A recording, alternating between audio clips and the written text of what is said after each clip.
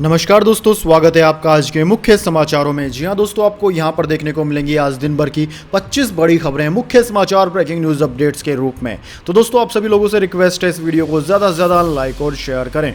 तो दोस्तों, सीधे चलते हैं आज की पहली बड़ी खबर की ओर। कोरोना पर मीटिंग, विपक्ष पर निशाना, प्रधानमंत्री मोदी की टैक्स घटाने की अपील। उद्धव ठाकरे बोले, भेदभाव न करे सरकार, बकाया जीएसटी अब तक नहीं मिला। जी हां दोस्तों, देश में कोरोना के केस बढ़ रहे हैं। ऐसे में प्रधानमंत्री नरेंद्र मोदी ने बुधवार को राज्यों के मुख्यमंत्रियों के साथ वर्चुअल मीटिंग की। इसमें महामारी और यूक्रेन रूस जंग के कारण देश की आर्थिक स्थिति पर हुए असर को लेकर भी चर्चा हुई। दोस्तों, पीएम मोदी ने राज्यों से उनके हिस्से का टैक्स घटाने की अपील की है ताकि जनता पर महंगाई का बोझ कम किया जा सके।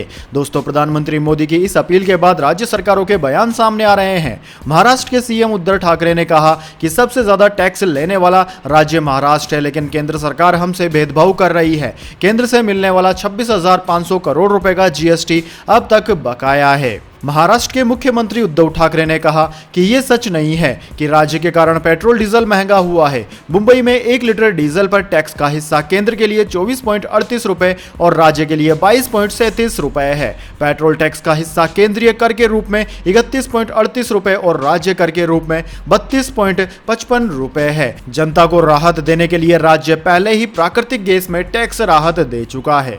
इसके बाद दोस्तों, अगली बड़ी खबर। यूपी में स्पीकर का शोर हुआ डाउन, 6,031 लाउड स्पीकर हटे, 29,000 की आवाज धीमी हुई। शामली में मुस्लिमों ने खुद उतारे स्पीकर। जी हां दोस्तों, यूपी में इन दिनों बुलडोजर को लेकर सख्ती जारी है। सुप्रीम कोर्ट और उत्तर प्रदेश सरकार के आदेश पर बुधवार सुबह प्रशासन ने प्रदेश के कई जिलों में धार्मिक स्थलों से लाउड स्पीकर उतरवाए। इसके साथ ही नियमों के मुताबिक लाउड स्पीकर चलाने की अपील की गई है। सरकार की तरफ से बताया गया है कि अब तक प्रदेश के कुल 12 जोन और कमिश्नरेट में धार्मिक स्थलों पर लगे 6,031 लाउड स्पीकर को हटा दिया गया है। वहीं 29,674 धार्मिक स्थलों पर लगे लाउड स्पीकर्स की आवाज को तय मानकों के हिसाब से सेट कर दिया गया है। दोस्तों, लखनऊ जोन में पुलिस ने धार्मिक स्थलों से 912 लाउड स्पीकर उतारे, जबकि 6,400 स्पीकरों की आवाज तय मानकों के लिहाज से कम की गई। लखनऊ शहर में धार्मिक स्थलों से 433 लाउड स्पीकर हटाए गए। पुराने लखनऊ में ड्राइव चलाकर पुलिस ने सभी धर्म गुरुओं से बात कर लाउड स्पीकर की आवाज कम करवाई। आगरा, मेरठ, बरेली, कानपुर, प्रयागराज, गोरखपुर, वाराणसी, गौतम बुद्ध नगर के जोन और कानपुर कमिश्नरेट, वाराणसी कमिश्नरेट में यह कार्यवाही की गई है। इसके बाद दोस्तों, अगली बड़ी खबर। बढ़ते तापमान और आग की घटनाओं पर प्रधानमंत्री मोदी की सख्त चेतावनी, राज्यों से अलर्ट रहने को कहा। जी हां दोस्तों, देश में भीषण गर्मी पड़ रही है। तापमान हर दिन नए नए रिकॉर्ड बना रहा है। बढ़ते तापमान की वजह से देश के कई हिस्सों में आग लगने की घटनाएं सामने आ रही है। दोस्तों, जंगलों में आग लग रही है। इन सब घटनाओं पर प्रधानमंत्री नरेंद्र मोदी ने सख्त नाराजगी जताई है। उन्होंने राज्यों से यह सुनिश्चित करने के लिए कहा है कि बढ़ते तापमान के कारण किसी भी राज्य में आग लगने की घटना सामने न आए। एचटी की खबर के मुताबिक प्रधानमंत्री नरेंद्र मोदी ने कोविड-19 पर राज्यों के मुख्यमंत्रियों की बुलाई गई समीक्षा बैठक में यह बात कही। इसके बाद दोस्तों, अगली बड़ी खबर। पेट्रोल डीजल प्राइस हाइक पर ममता बनर्जी ने कहा, एक तरफा थी पीएम मोदी के साथ बातचीत, तेल की कीमतों में कटौती करे सरकार। जी हां दोस्तों, पीएम मोदी की मुख्यमंत्रियों के साथ बैठक खूब चर्चा में है, क्योंकि इस बैठक में पीएम मोदी ने पेट्रोल डीजल पर लगाए जाने वाले टैक्स का जिक्र कर गैर बीजेपी शासित राज्यों पर हमला बोला। हालांकि इस बैठक में राज्यों को बोलने का मौका नहीं मिला, इसलिए अब सभी राज्यों के मुख्यमंत्रियों की तरफ से बयान जारी किया जा रहा है। इसी क्रम में पश्चिम बंगाल की सीएम ममता बनर्जी ने भी जवाब दिया है।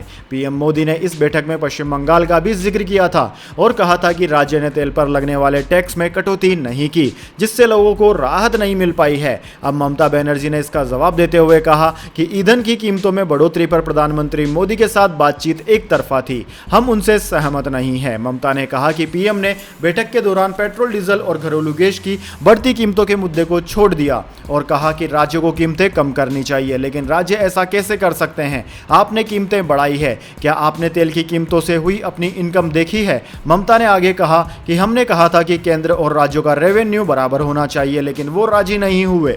वो 75% टैक्स वसूलते हैं। इसके बाद दोस्तों अगली बड़ी खबर, हनुमान चालीसा विवाद में हुई डी गैंग की एंट्री, संजय राउत ने राणा दंपति पर लगाए गंभीर आरोप। जी हां दोस्तों, महाराष्ट्र में हनुमान चालीसा को लेकर शुरू हुआ विवाद थमने का नाम नहीं ले रहा है। सांसद नवनीत राणा और शिवसेना के बीच इस मामले को लेकर जंग शुरू हो गई है। इस बीच शिवसेना नेता संजय राउत ने राणा दंपति और बीजेपी पर निशाना साधा है। उन्होंने आरोप लगाया कि ईडी को राणा दंपति की जांच करनी चाहिए। साथ ही कहा कि यूसुफ लकड़ावाला से राणा दंपति ने लेन देन की थी और ईडी ने लकड़ावाला को 200 करोड़ रुपए की मनी लॉन्ड्रिंग केस में अरेस्ट किया था, फिर लॉकअप में ही उसकी मौत हो गई थी। रावत ने कहा कि यूसुफ की गैरकानूनी कमाई का हिस्सा अब भी नवनीत राणा के अकाउंट में है, इसलिए ईडी को भी जल्द राणा को चाय पिलानी चाहिए। उन्होंने कहा कि बीजेपी इस मामले में आखिर चुप क्यों है, राणा को क्यों बचाया जा रहा है जिसके डी गैंग से सीधे संबंध है। चाय पिलाने को लेकर संजय राउत ने राणा पर तंज किया है, क्योंकि मंगलवार को ही मुंबई पुलिस कमिश्नर ने नवनीत राणा का एक वीडियो ट्वीट किया था जिसमें वह खार पुलिस स्टेशन के भीतर चाय पीती दिख रही है। इसके बाद दोस्तों अगली बड़ी खबर, फ्री स्पीच पर एलन मस्क की सफाई। पहले कहा था फ्री स्पीच की आज़ादी देंगे, अब बोले सब कानून के हिसाब से होगा। जी हां दोस्तों, ट्विटर के नए मालिक एलन मस्क इस प्लेटफॉर्म पर फ्री स्पीच का दावा कर रहे हैं, जिसके बाद कई लोग इसका विरोध कर रहे हैं। लोगों का मानना है कि इससे ट्रोलर्स को खुले मंच पर गाली गलौज व गलत सूचनाएं फैलाने का लाइसेंस मिल जाएगा। इसी बीच अब मस्क ने फ्री स्पीच का मतलब समझाया है। एलन मस्क ने क्लेरिफिकेशन ट्वीट में लिखा है कि मैं उस सेंसरशिप के खिलाफ हूं जो कानून से अलग हो। फ्री स्पीच से मेरा मतलब है जो कानून के हिसाब से हो। अगर लोगों को कम फ्री स्पीच चाहिए तो उन्हें सरकार से इसको लेकर कानून बनाने की मांग करनी चाहिए। इसलिए कानून से परे जाना लोगों की इच्छा के विपरीत है। दरअसल दोस्तों, ह्यूमन राइट्स ग्रुप का कहना है कि बिना किसी गाइडलाइन के फ्री स्पीच की अनुमति देने से ट्विटर पर हेट स्पीच कंटेंट भर जाएगा। एक्सपर्ट्स का भी मानना है कि इससे फर्जी सूचनाओं का खतरा बढ़ जाएगा। इसके बाद दोस्तों अगली बड़ी खबर, कोविड-19 वैक्सीन, कोरोना वैक्सीन की दूसरी और तीसरी डोज के बीच का अंतर कम कर सकती है सरकार। जी हां दोस्तों, देश भर में एक बार फिर कोरोना के मामले बढ़ रहे हैं, जिसे देखते हुए तमाम तरह की सावधानियां बरती जा रही है। साथ ही तेजी से वैक्सीन की बूस्टर डोज देने पर भी ध्यान दिया जा रहा है। अब दोस्तों इसे लेकर एक बड़ी खबर सामने आई है। सूत्रों के मुताबिक केंद्र सरकार जल्द ही वैक्सीन की दूसरी और तीसरी डोज के बीच के अंतर को कम कर सकती है। दोस्तों आपकी जानकारी के लिए बता दें, केंद्र सरकार ने हाल ही में 18 साल से ऊपर के सभी लोगों को वैक्सीन की तीसरी यानी कि प्रिकॉशन डोज लेने की इजाजत दी थी, लेकिन इसके साथ ही यह भी कहा था कि दूसरी और तीसरी डोज के बीच कम से कम 9 महीने का अंतर होना जरूरी है। यानी कि अगर आपने जनवरी 2022 में पहले डोज लगवाई तो आपको दूसरी डोज सितंबर 2022 में लगाई जाएगी। केंद्र सरकार की तरफ से जारी इस गाइडलाइन को लेकर कई तरह के सवाल भी खड़े हो रहे थे। तमाम एक्सपर्ट्स का कहना था कि दूसरी और तीसरी डोज के बीच के गैप को कम करना चाहिए। इसके बाद दोस्तों अगली बड़ी खबर, सोनिया गांधी का पुत्र मोह, प्रशांत किशोर हुए दूर। प्रियंका को कांग्रेस अध्यक्ष बनाना और पार्टी में सुधार की खुली छूट चाहते थे प्रशांत किशोर। जी हां दोस्तों, सोनिया गांधी के साथ 10 दिनों तक लंबी चली एक्सरसाइज के बाद अचानक प्रशांत किशोर के पार्टी में शामिल नहीं होने ने सभी को चौंका रखा है। इसके पीछे एक बड़ा कारण सामने आया है। बताया जा रहा है कि प्रशांत ने प्रियंका गांधी वाड्रा को पार्टी में अध्यक्ष पद की जिम्मेदारी देने की मांग की थी और साथ ही वे पार्टी के अंदर सुधारों के लिए फ्री हैंड यानी कि हर तरह की छूट चाहते थे। लेकिन सोनिया गांधी राहुल गांधी को ही पार्टी अध्यक्ष बनाना चाहती है। ऐसे में उनके पुत्र मोह के कारण पीके को पार्टी में एंट्री से पहले ही बाहर का रास्ता देखना पड़ा। दोस्तों टाइम्स ऑफ इंडिया की रिपोर्ट के मुताबिक मंगलवार सुबह तक सब कुछ ठीक था। सोमवार को कांग्रेस अध्यक्ष सोनिया गांधी ने राजनीतिक चुनौतियों से निपटने के लिए एम्पावर्ड एक्शन ग्रुप 2024 के गठन की घोषणा की थी और प्रशांत किशोर को इस ग्रुप में शामिल होने का ऑफर दिया था। लेकिन प्रशांत किशोर ने प्रस्ताव को ठुकराते हुए कहा कि कांग्रेस को मेरी नहीं, अच्छी लीडरशिप और बड़े पैमाने पर बदलाव की जरूरत है। इसके बाद दोस्तों अगली बड़ी खबर, बिलावल भुट्टो ने ली मंत्री पद की शपथ, बनेंगे पाकिस्तान के अगले विदेश मंत्री। जी हां दोस्तों, काफी उबाओह के बाद में आखिरकार पाकिस्तान में बिलावल भुट्टो जरदारी ने मंत्री पद की शपथ ले ही ली। बिलावल भुट्टो पाकिस्तान की पूर्व प्रधानमंत्री बेनज़ीर भुट्टो और पाकिस्तान के पूर्व राष्ट्रपति आसिफ अली जरदारी के बेटे हैं। पाकिस्तान के डॉन अखबार के मुताबिक बुधवार को बिलावल ने फेडरल मंत्री के रूप में शपथ ली। दोस्तों खबर के मुताबिक राष्ट्रपति आरिफ अलवी ने पीपीपी के चेयरमैन बिलावल भुट्टो जरदारी को पद मोहम्मद की शपथ दिलाई। बिलावल भुट्टो पाकिस्तान के पीएम शहबाज शरीफ के मंत्रिमंडल का हिस्सा बनेंगे। दोस्तों इस बात की ज्यादा संभावना है कि बिलावल पाकिस्तान के नए विदेश मंत्री बनेंगे। शपथ ग्रहण समारोह ऐवान सदर में हुआ, जहां प्रधानमंत्री शहबाज शरीफ भी मौजूद थे। इसके बाद दोस्तों अगली बड़ी खबर, प्रियंका कुमारा को मिला इंसाफ। लिंचिंग के केस में लाहौर कोर्ट ने 79 लोगों को दोषी ठहराया, 6 को मौत की सजा, 7 को हुई उम्र कैद। जी हां दोस्तों, पाकिस्तान में इस निंदा के आरोप में श्रीलंकाई नागरिक प्रियंका कुमारा की लिंचिंग मामले में 6 लोगों को मौत की सजा सुनाई गई है। पंजाब प्रांत में लाहौर की एंटी टेररिज्म कोर्ट ने सोमवार 7 अन्य आरोपियों को उम्र कैद और बचे हुए 76 आरोपियों को 2-2 साल कैद की सजा सुनाई। इस मामले में कुल 89 लोगों को दोषी ठहराया गया था। दोस्तों लाहौर की कोर्ट लखपत जेल में जज नताशा नसीम ने बंद कमरे में सुनवाई की। उन्होंने हर दिन के आधार पर संदिग्धों की मौजूदगी में फैसले सुनाए। जज ने 9 किशोरों पर फैसला नहीं सुनाया, जिन पर फैसला सुनाना अभी बाकी है। दरअसल दोस्तों आपकी जानकारी के लिए बता दें, मामला पाकिस्तान के पिछले साल सियालकोट में एक फैक्ट्री के मजदूरों ने अपने ही मैनेजर प्रियंका कुमारा को बीच सड़क पर जिंदा जला दिया था। यह मामला था। भीड़ ने प्रियंका पर पैगंबर मोहम्मद के अपमान का आरोप लगाया था। इस घटना का वीडियो सोशल मीडिया पर काफी वायरल हुआ था। इसके बाद दोस्तों जाने अगली बड़ी खबर, लेकिन उससे पहले मेरी आपसे एक छोटी सी रिक्वेस्ट है। अगर दोस्तों आपको अभी तक हमारी न्यूज़ पसंद आई है तो इसे एक छोटा सा लाइक जरूर दे दीजिए, और अगर आपको पसंद नहीं आई है तो बेशक आप डिसलाइक भी कर सकते हैं, लेकिन दोस्तों लाइक और डिसलाइक जरूर कीजिए, क्योंकि दोस्तों यही हमारी मेहनत का फल होता है और इसी से हमें पता चलता है कि आपको हमारी वीडियोस पसंद आ रही है या नहीं। तो दोस्तों जल्दी से जान लेते हैं अगली बड़ी खबर। यूरोप के दोहरे मापदंड पर विदेश मंत्री जयशंकर की दो टूक, बोले हम अपनी शर्तों पर काम करते हैं। जी हाँ दोस्तों, विदेश मंत्री एस जयशंकर यानी कि external affair minister S Jaishankar ने पश्चिमी देशों के दोहरे मापदंडों पर तीखा प्रहार किया है। उन्होंने कहा कि भारत हमेशा से ही नियम आधारित व्यवस्था का पक्षधर रहा है, खुद इसका पालन किया है और दुनिया के सभी देशों से इसका पालन करने की अपेक्षा करता है। लेकिन अभी कुछ समय पहले जब एशिया में इस नियम आधारित व्यवस्था को चुनौती मिल रही थी तो यूरोप के देश हमें ज्ञान दे रहे थे, कह रहे थे कि हमें व्यापार पर ज्यादा ध्यान देना चाहिए। वे शुक्र मनाए कि कम से कम आज जब यूरोप में वही नियम आधारित व्यवस्था को खतरा पैदा हुआ है तो हम ऐसा नहीं कर रहे हैं। एस जयशंकर नई दिल्ली में अंतर्राष्ट्रीय मामलों और भारतीय विदेश नीति से जुड़े विषयों रायसीना डायलॉग्स के नाम से हुए कार्यक्रम में बोल रहे थे। इसके बाद दोस्तों अगली बड़ी खबर, ब्रजेश हत्याकांड, बार का लाइसेंस हुआ सस्पेंड। नोएडा के सभी मॉल होटलों के बाउंसरों का होगा वेरिफिकेशन।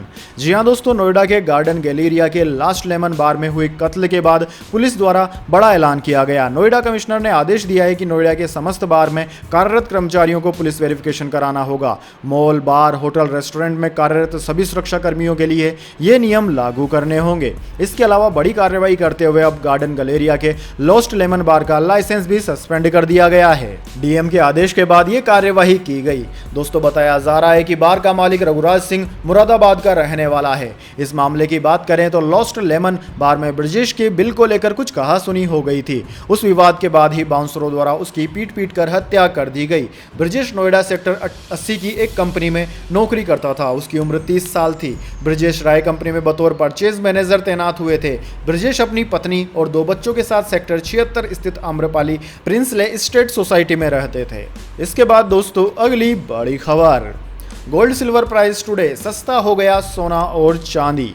जी हां दोस्तों, बुधवार को सोने और चांदी की कीमतों में गिरावट देखी गई, जिसके चलते ग्राहकों में काफी उत्साह था। मल्टी कमोडिटी एक्सचेंज पर सोना वायदा 0.13% यानी कि 69 रुपए की गिरावट के साथ 51,515 रुपए प्रति 10 ग्राम पर पहुंच गया। इस दौरान MCX पर चांदी की वायदा कीमत 0.19% यानी कि 93 रुपए की गिरावट के साथ 64,875 रुपए प्रति किलोग्राम पर कारोबार कर रही थी। दोस्तों Indian Boolean and jewellers association की बात की जाए तो हाजिर बाजार में सोना मंगलवार को 51,993 रुपए प्रति 10 ग्राम था, जबकि चांदी 65,597 रुपए प्रति किलोग्राम पर थी, जो कि आज बढ़कर 52,000 रुपए प्रति 10 ग्राम और चांदी 66,000 रुपए प्रति किलोग्राम पर पहुंच गई। अंतर्राष्ट्रीय बाजार की बात की जाए तो अंतर्राष्ट्रीय बाजार में सोना 0.43% चढ़कर $1,904 प्रति औंस, जबकि चांदी 0.59% गिरकर $23.59 प्रति औंस पर पहुंच गई। इसके बाद दोस्तों अगली बड़ी खबर, कोरोना का खतरा दिल्ली में सबसे ज्यादा, जानिए 24 घंटे के आंकड़े।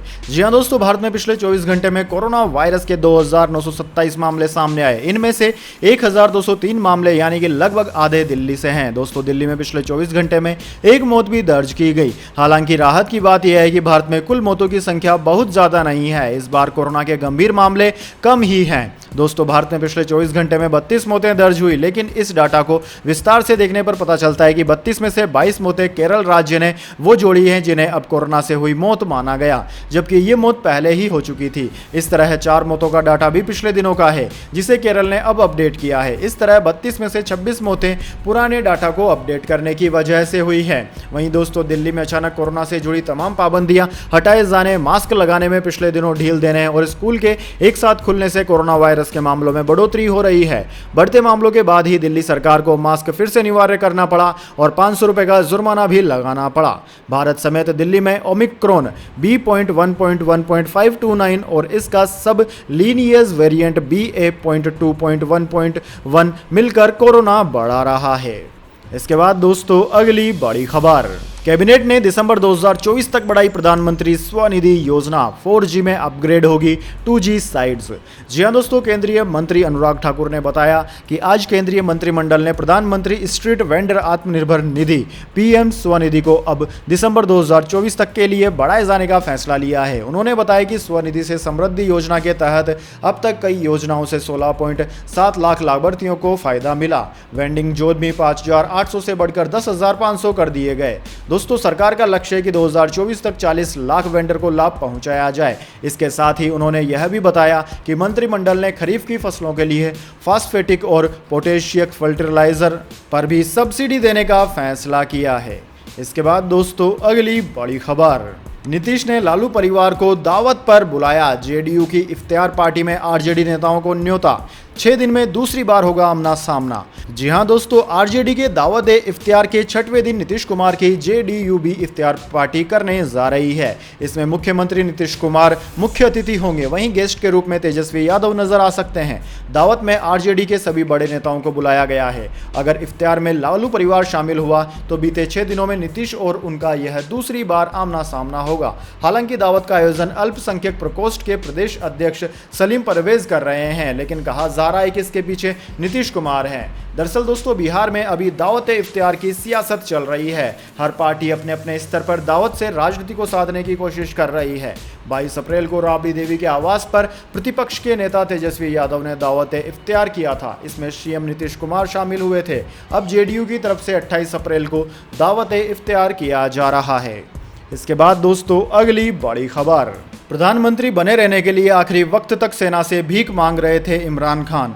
मरियम नवाज का बड़ा दावा। जी हां दोस्तों, पाकिस्तान में सत्तारूढ़ दल PMLN की उपाध्यक्ष मरियम नवाज ने आरोप लगाया कि अपदस्थ प्रधानमंत्री इमरान खान सत्ता में बने रहने के लिए इतने उतावले थे कि उन्होंने अपनी सरकार को बचाने के लिए सेना से आखिरी मिनट तक भीख मांगी। पाकिस्तान के 75 वर्षों के इतिहास में से आधे से अधिक समय तक देश पर सेना का शासन रहा है, जहां कभी तख्ता पलट होने की आशंका बनी रहती है। साथ ही सेना का सुरक्षा और विदेश नीति के मामले में भी खासा दखल रहा है। हालांकि दोस्तों, सेना ने हाल ही में शहबाज शरीफ और खान के बीच हुई राजनीतिक संघर्ष से यह कहते हुए खुद को दूर कर लिया था कि उनका राजनीति से कोई लेना देना नहीं है। मरियम ने मंगलवार देर रात लाहौर में कार्यकर्ताओं से सम्मेलन में कहा कि इमरान खान इतने हताश थे कि उन्होंने अंतिम क्षणों तक अपनी सरकार को बचाने के लिए सेना से भीख मांगी थी।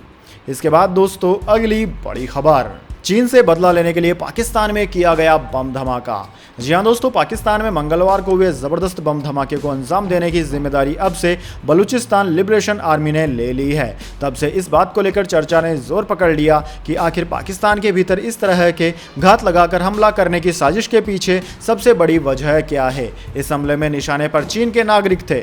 दूसरी बड़ी चर्चा इस बात को लेकर है कि आखिर इस हमले में चीनियों को टारगेट करने का कारण क्या है। क्या चीन के लोगों पर किया गया यह हमला एक सुनियोजित साजिश का हिस्सा है, एक ऐसी सुनियोजित साजिश जिसके पीछे की वजह एक बड़ा बदला है जो बलूचिस्तान लिबरेशन आर्मी ने चीन से लिया है। दोस्तों, आपकी जानकारी के लिए बता दें, चीन हर देश की राजनीति में बहुत ज़्यादा दखलंदाजी करता है और ये बात गरीब देशों की सरकार को तो पसंद आती है, लेकिन वहाँ की जनता इससे आक्रोशित हो जाती है। इस वजह से ही पाकिस्तान में चीनी नागरिकों पर यह हमले हो रहे हैं। इसके बाद दोस्तों अगली बड़ी खबर, बाजार ने लगाया गोता मगर नहीं डूबे रुचि सोया के शेयर, 7% चढ़े। जी हां दोस्तों, भारतीय शेयर बाजार में बिकवाली हावी है। बुधवार 27 अप्रैल को शेयर बाजार ने गोता लगाया। कारोबार के अंत तक सेंसेक्स 537.22 अंकों की गिरावट के साथ 56,819 पर बंद हुआ। वहीं निफ्टी 162.40 अंक लुढ़ककर 17,038 पर क्लोज हुआ। लेकिन बाजार की इस उठापटक का असर रुचि सोया के शेयरों पर नहीं हो रहा है। दोस्तों आज भी इन शेयरों में तेजी रही। एनएसई पर आज रुचि सोया का शेयर 6.58% की तेजी के साथ 1,104 रुपए पर बंद हुआ। इंट्राडे में यह शेयर 1,138 रुपए के स्तर पर पहुंच गया था। पिछले 6 दिनों से इस शेयर में तेजी जारी है और इस अवधि में यह 19% की उछाल ले चुका है। दोस्तों एक महीने में रुचि सोया में 35.58% की तेजी दर्ज की गई है। तो दोस्तों यह थी आज की तमाम बड़ी खबरें। इसके बाद दोस्तों बारी आती है आज के माइंड क्यूज क्वेश्चन की। जी हाँ दोस्तों, एक आसान से सवाल का जवाब देकर आप जीत सकते हैं एक अमेजिंग सरप्राइज गिफ्ट हमारे यूट्यूब चैनल की ओर से। तो दोस्तों आज का सवाल आपकी स्क्रीन पर आ चुका है। दुनिया में कुल कितने देश हैं? जी हाँ दोस्तों, अगर आप जानते हैं इस सवाल का जवाब की पूरी दुनिया में कुल कितने देश हैं तो जल्दी से कमेंट बॉक्स में लिख दीजिए। अगर दोस्तों आपका जवाब होता है एकदम सही और आप चले जाते हैं लक्की विजेता के रूप में, तो आपको मिल सकता है एक अमेजिंग सरप्राइज गिफ्ट हमारे यूट्यूब चैनल की ओर से। तो दोस्तों जल्दी से अपना उत्तर कमेंट बॉक्स में लिख दीजिए, वीडियो को लाइक कर लीजिए और चैनल को सब्सक्राइब करके बेल आइकन भी दबा लीजिए। धन्यवाद। वंदे मातरम। जय हिंद, जय भारत।